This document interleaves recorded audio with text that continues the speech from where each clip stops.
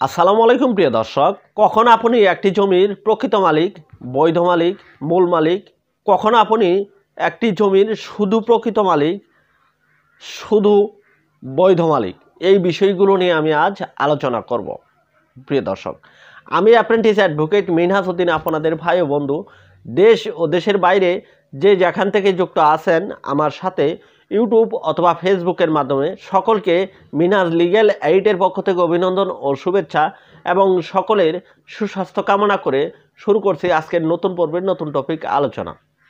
দর্শক, আজকের আলোচনা অত্যন্ত ইনফরমেটিভ, সকলের জানা প্রয়োজন, কেননা আমরা সকলেই জমির মালিক কম বেশি সকলেই আছি। আমি যে জমিটি ধরে আছি, এই জমিটির আমি প্রকৃত মালিক কিনা, মূল মালিক কিনা বা বৈধ মালিক কিনা, অথবা যে মালিকানা দিয়ে জমি ধরে আছি এই মালিকানা দিয়ে জমিটি আমি আজীবন ধরে রাখতে পারবো কিনা, এই বিষয়টি নিয়ে আজ আমি আলোচনা করব। প্রিয় দর্শক, এই আলোচনা সম্পর্কে জানতে এবং আইনটি শিখতে ভিডিওটি আপনাকে সম্পূর্ণ দেখতে হবে। আপনি যদি ভিডিওটি স্কিপ করে দেখেন তাহলে কিন্তু সম্পূর্ণ ধারণা পাবেন না।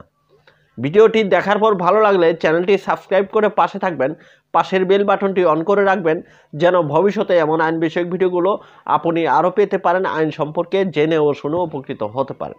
ভিডিওটি শেয়ার করে আপনার অন্যান্য বন্ধুকে এই আইনটি জানতে ও শিখতে সহযোগিতা করবেন, যেন তারাও আপনার মতন এই আইনটি জেনে ও শুনে উপকৃত হতে পারে। আপনি যদি ফেসবুক থেকে আমার এই ভিডিওটি দেখেন তাহলে প্রোফাইলটি ফলো করে রাখবেন, যেন ভবিষ্যতে এমন আইন বিষয়ক ভিডিওগুলো আপনি সবার আগে পেতে পারেন এবং কি আইন সম্পর্কে জেনে ও শুনে উপকৃত হতে পারেন। আপনার কোনো বিষয়ে জানার ইচ্ছা থাকলে ভিডিওর ডেসক্রিপশন বক্সে আমার নম্বর দেওয়া থাকবে, সেই নম্বরে ফোন করে আমার কাছ থেকে জেনে নিতে পারবেন। প্রিয় দর্শক, আলোচনায় আসি। আলোচনা হচ্ছে কখন আপনি একটি জমির প্রকৃত মালিক হতে পারবেন, বৈধ মালিক হতে পারবেন, মূল মালিক হতে পারবেন। এই বিষয়টি সম্পর্কে আলোচনা করতে হলে সর্বপ্রথম আমাদেরকে আলোচনা করতে হবে একজন ব্যক্তি কিভাবে জমির মালিক হতে পারে। একজন ব্যক্তি যে কয়েকটি পদ্ধতির মাধ্যমে জমির মালিক হয়, তার মধ্যে সর্বজন গৃহীত সবাই যে পদ্ধতির মাধ্যমে জমির মালিকানা অর্জন করে সেটি হচ্ছে পিতার পৈতৃক সূত্রে সম্পত্তির মালিকানা অর্জন। আমরা সকলেই অবগত আছি, কোনো ব্যক্তি মৃত্যুবরণ করার পর তার বৈধ উত্তরাধিকারীগণ তার সম্পত্তির মালিকানা অর্জন করে। এই মৃত ব্যক্তির সন্তানাদি যে মালিকানা অর্জন করে একেই বলা হয় পিতার পৈতৃক সূত্রে জমির মালিকানা অর্জন। এরপর আমরা বিভিন্ন দলিলের মাধ্যমে সম্পত্তির মালিকানা অর্জন করে থাকি। এরপর আমরা বিভিন্ন রেকর্ডের মাধ্যমে সম্পত্তির মালিকানা অর্জন করে থাকি।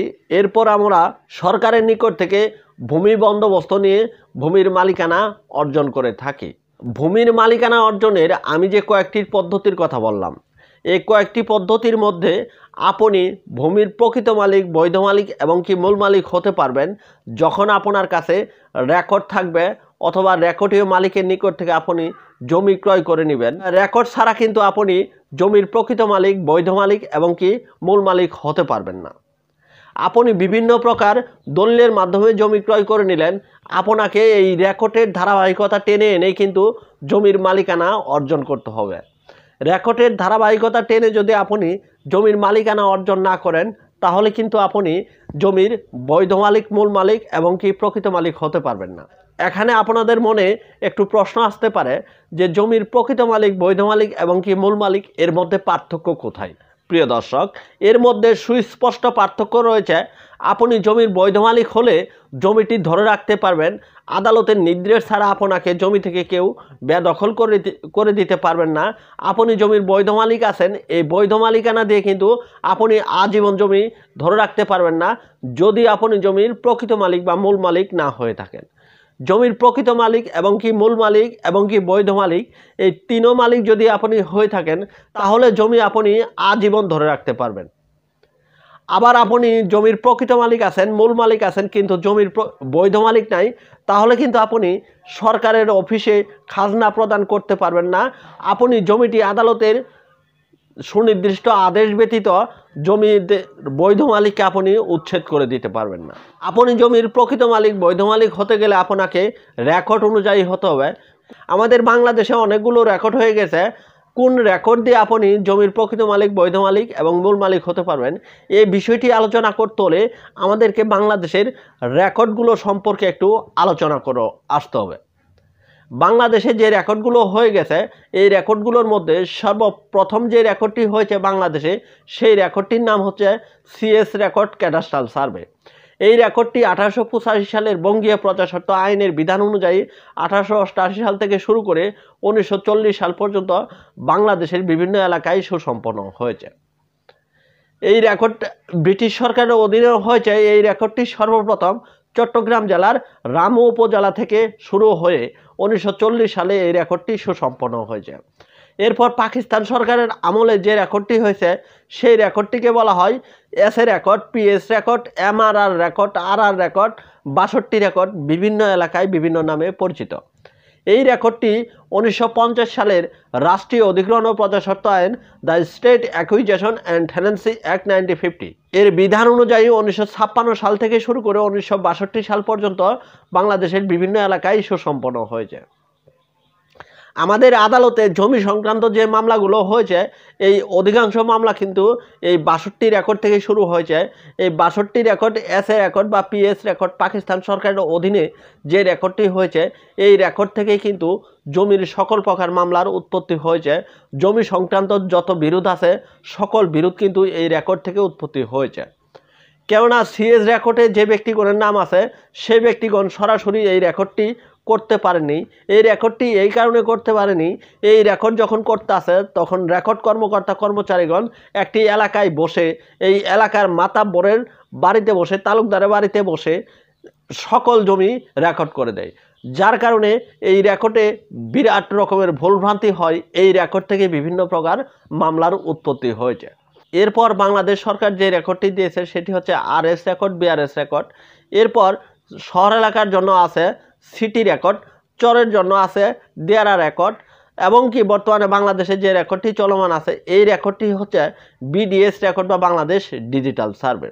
প্রিয় দর্শক, আমি যে রেকর্ডগুলোর কথা বললাম এই রেকর্ডগুলোর মধ্যে আপনার কাছে যদি সিএস রেকর্ড থাকে ক্যাডাস্ট্রাল সার্ভে, যেই রেকর্ডটি ব্রিটিশ সরকারের অধীনে হয়েছে, যেই রেকর্ডটি ভারতীয় উপমহাদেশের সর্বপ্রথম হয়েছে, এই রেকর্ড দিয়ে কিন্তু আপনি জমির প্রকৃত মালিক এবং মূল মালিক হতে পারবেন।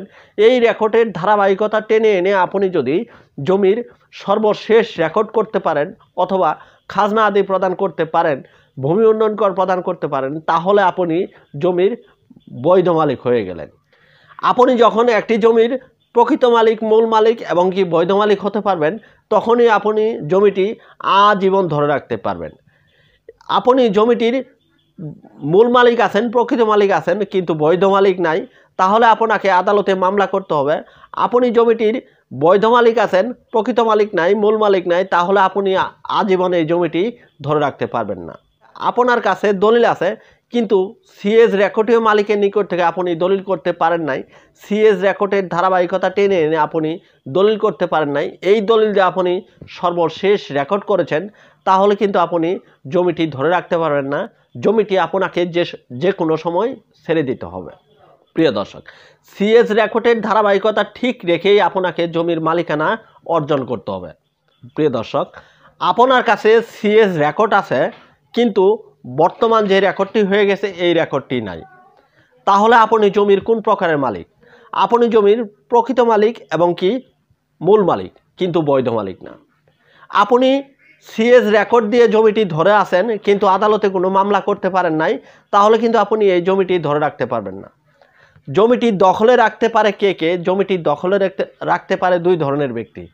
যে ব্যক্তি সর্বশেষ রেকর্ড অনুযায়ী জমির মালিক হয়েছে, সর্বশেষ রেকর্ড দিয়ে জমির মালিক হয়েছে এবং কি ভূমি মন্ত্রণালয়ের অধীনে ভূমি মন্ত্রণালয়ের রেজিস্টারে তার নামটি অন্তর্ভুক্ত করেছে, যে ব্যক্তি খাজনা প্রদান করতেছে, ভূমি উন্নয়ন কর প্রদান করতেছে, সেই ব্যক্তি কিন্তু সর্বশেষ রেকর্ড অনুযায়ী মালিক হয়েছে, সেই ব্যক্তি জমিটি দখল করে রাখতে পারবে। আর একজন ব্যক্তি জমিটি দখল করে রাখতে পারবে। আপনি সিএস রেকর্ডীয় মালিক, সিএস রেকর্ডীয় মালিকের নিকট থেকে আপনি জমিটি ক্রয় করেছেন কিন্তু পরবর্তীতে রেকর্ডগুলো আপনি করতে পারেন নাই। আপনি জমিটি দখল করে আছেন কি আদালতে রেকর্ড সংশোধন করার জন্য মামলা করে দিয়েছেন। 1877 সালে সুনির্দিষ্ট প্রতিকার আইনের 42 ধারার বিধান অনুযায়ী শর্ত ঘোষণার মামলা করে দিয়েছেন। সেক্ষেত্রে কিন্তু আপনি জমিটি দখল করে রাখতে পারবেন। এই ক্ষেত্রে আদালতের নির্দেশ না আসা পর্যন্ত আপনাকে কেউ জমি থেকে উচ্ছেদ করে দিতে পারবেন না, বেদখল করে দিতে পারবেন না। তাই প্রিয় দর্শক, আপনি যে জমিটি ধরে আছেন, এই জমিটি কোন কাগজ মূলে ধরে আছেন এটা আগে আপনাকে আইডেন্টিফাই করতে হবে। আপনি যদি সিএস রেকর্ডের ধারাবাহিকতা ঠিক রেখে সর্বশেষ রেকর্ড অনুযায়ী জমিটি ধরে রাখতে পারেন এবং কি সরকার যদি আপনার নিকট থেকে খাজনা নিয়ে থাকে, সেক্ষেত্রে কিন্তু আপনি জমিটির বৈধ মালিক, প্রকৃত মালিক এবং কি মূল মালিক হয়ে গেলেন।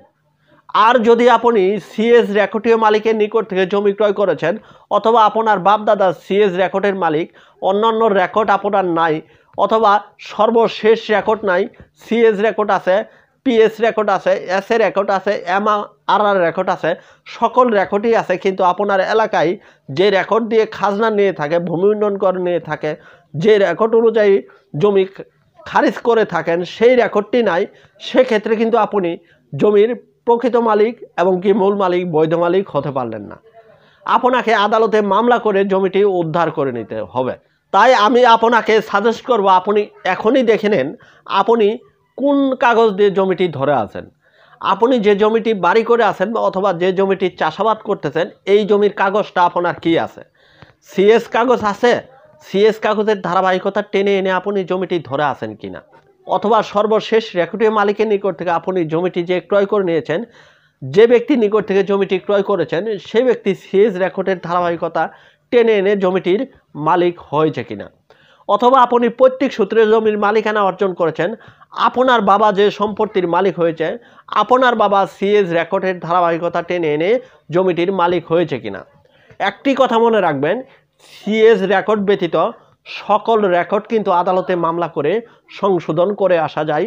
সিএস রেকর্ড যার আছে সেই ব্যক্তি কিন্তু জমির প্রকৃত মালিক, মূল মালিক, আর যে ব্যক্তি জমির প্রকৃত মালিক, মূল মালিক, সে ব্যক্তি কিন্তু যে কোনো সময় আদালতে মামলা করে আপনার নিকট থেকে জমিটি নিয়ে নিতে পারে। প্রিয় দর্শক, আজকের এই পর্বটি এই পর্যন্তই ছিল। পরবর্তীতে দেখা করব নতুন কোনো পর্বের নতুন কোনো টপিক আলোচনা করার সময়। সেই পর্যন্ত ভালো থাকুন, সুস্থ থাকুন, সুন্দর থাকুন। ধন্যবাদ সবাইকে।